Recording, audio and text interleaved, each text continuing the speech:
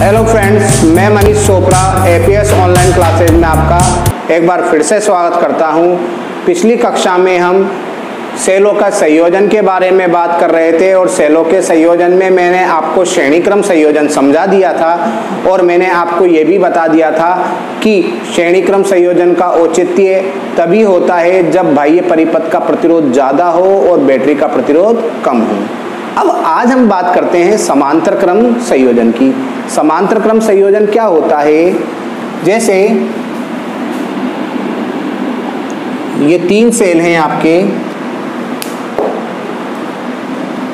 1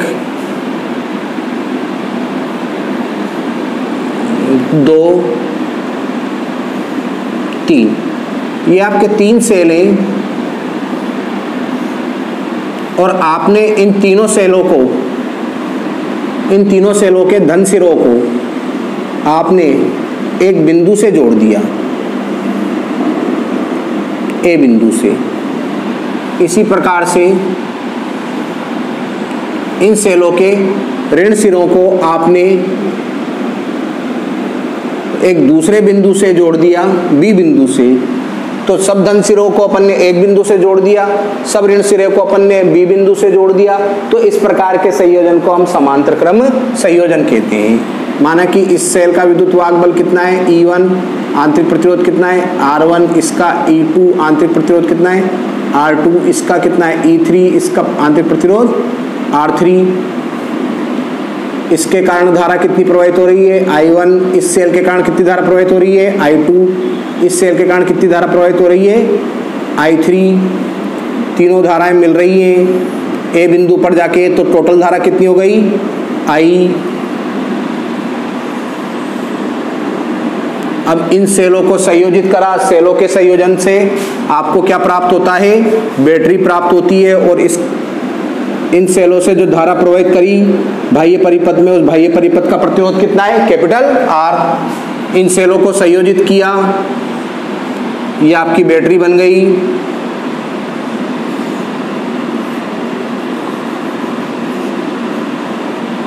ये ए बिंदु, ये बी बिंदु, प्लस माइनस ये धारा I।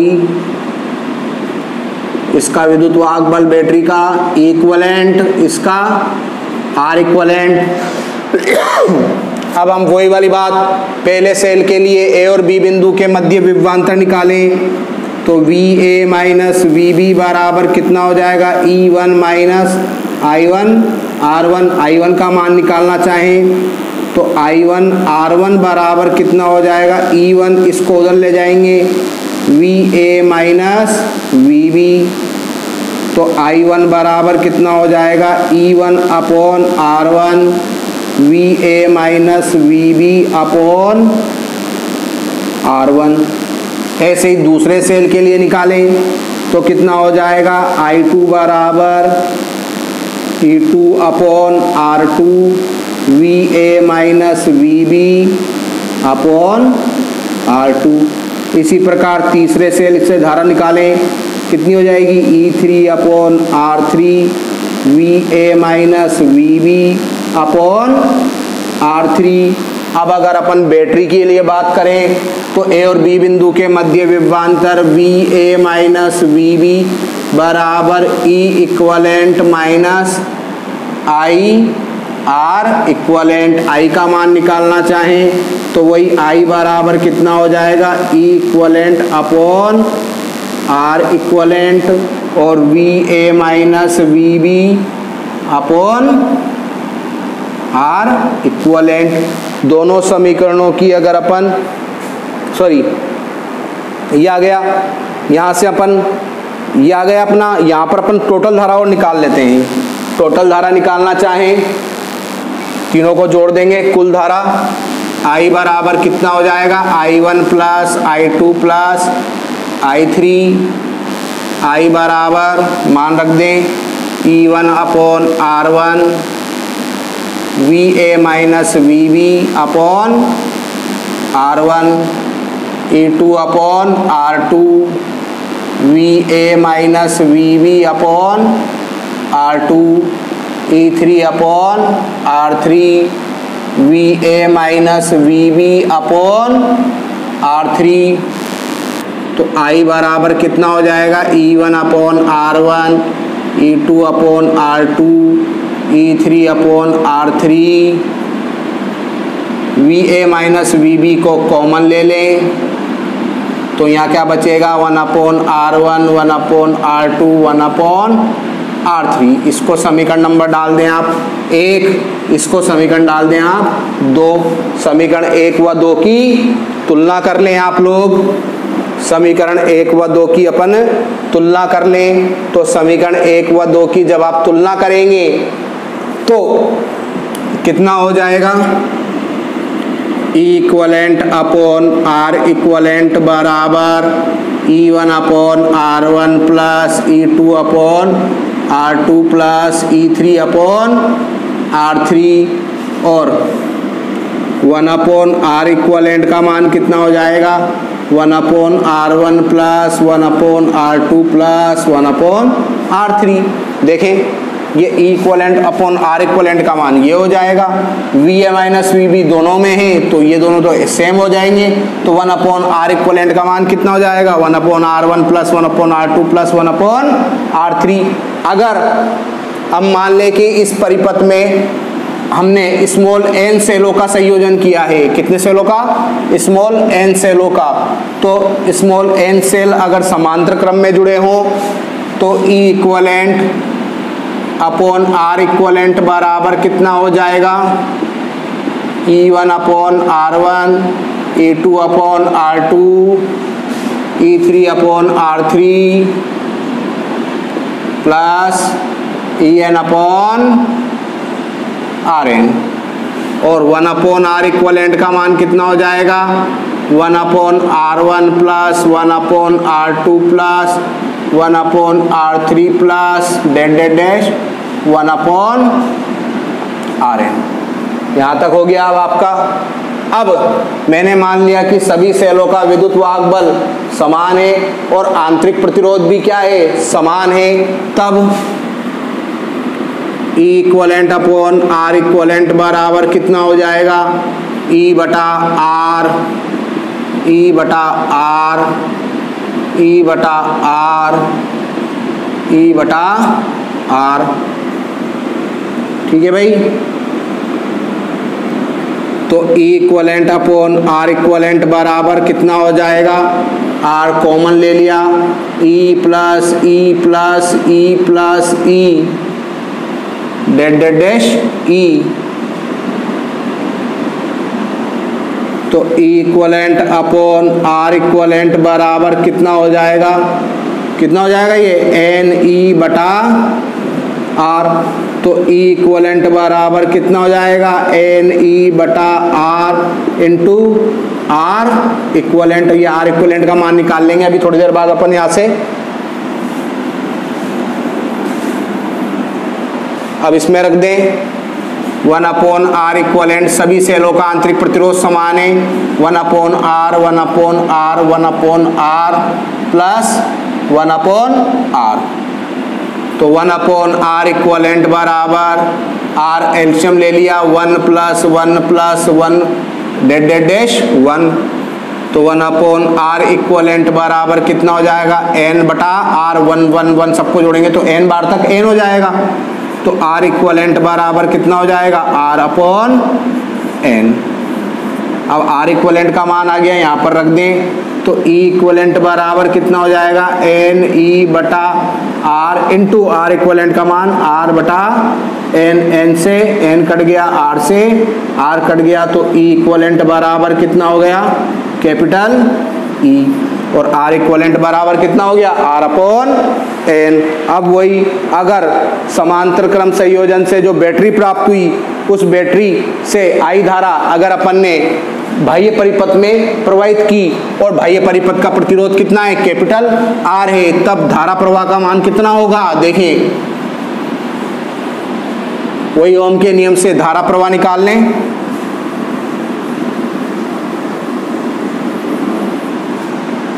धारा प्रवाह निकालेंगे तो I बराबर E equivalent upon capital R plus R equivalent, तो आई बराबर ई इक्वलेंट का मान तो है ई आर, इसका मान है आर अपॉन एन ई, यहाँ एल्शियम लिया एन, एल्शियम लेंगे तो यहाँ हो जाएगा N R plus small R, N को ऊपर ले आए तो एन ई बटा N R plus small R. यदि वही कंडीशन लगा दें कि स्पष्ट यदि एन आर ग्रेटर देन कितना हो आर हो, तो आई बराबर क्या हो जाएगा ई अपॉन आर हो जाएगा।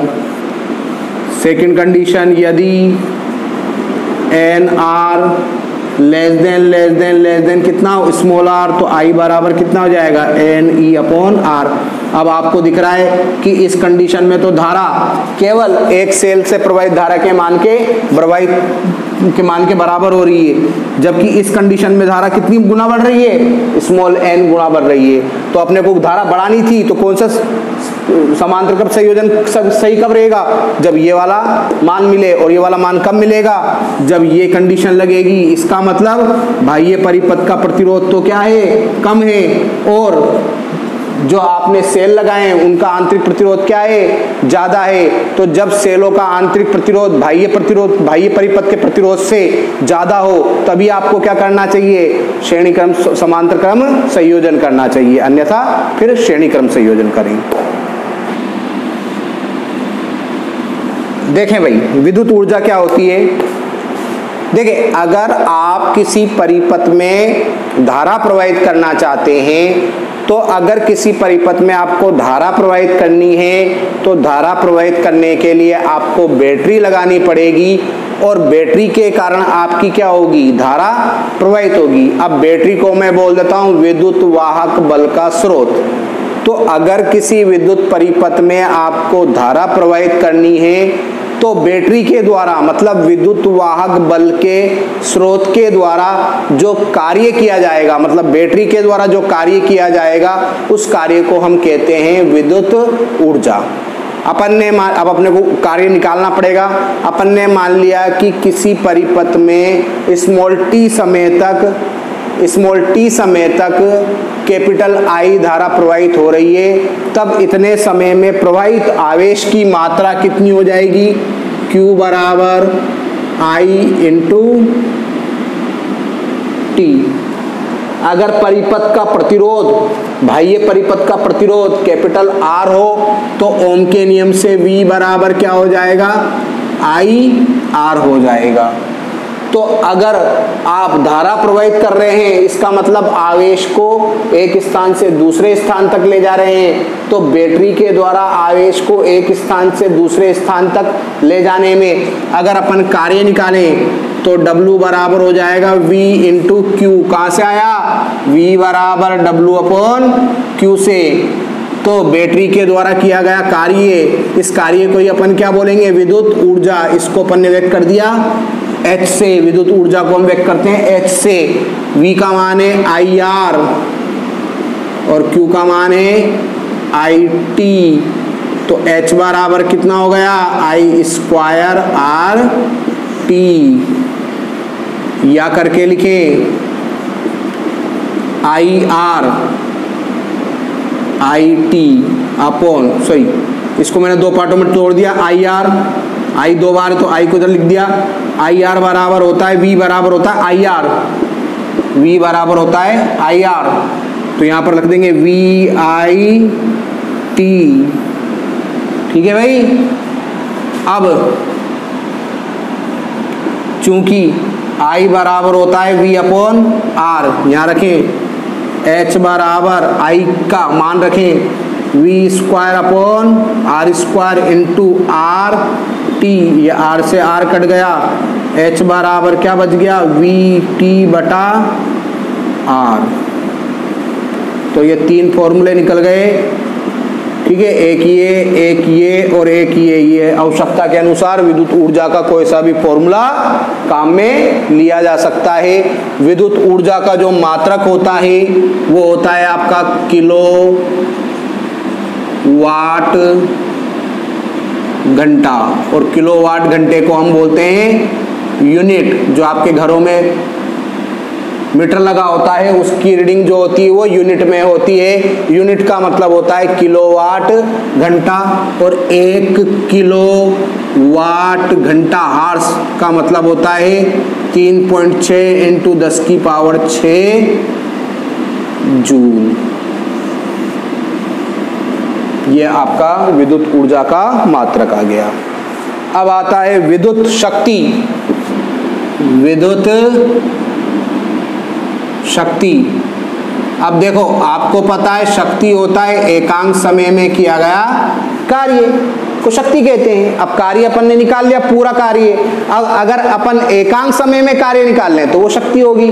तो किसी भी विद्युत परिपथ में विद्युत वाहक बल के स्रोत के द्वारा एकांक समय में जो धारा प्रवाहित की जाएगी, या एकांक समय में परिपथ में धारा प्रवाहित करने के लिए बैटरी के द्वारा या विद्युत वाहक बल के स्रोत के द्वारा जो कार्य किया जाता है, उस कार्य को हम विद्युत शक्ति कहते हैं।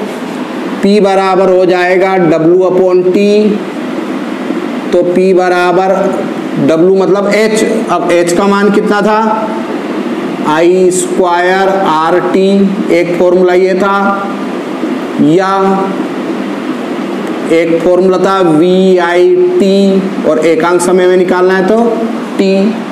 फिर एक फॉर्मूला था आपका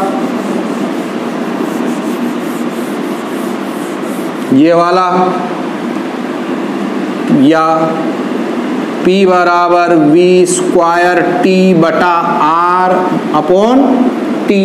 तो ये T से T कट गया, T से T कट गया, T से T कट गया, तो क्या बचा I²RVI, और ये V²/R। तो ये आपका विद्युत शक्ति का फॉर्मूला प्राप्त हो गया आपको। और शक्ति का मात्रक होता है आपका वाट।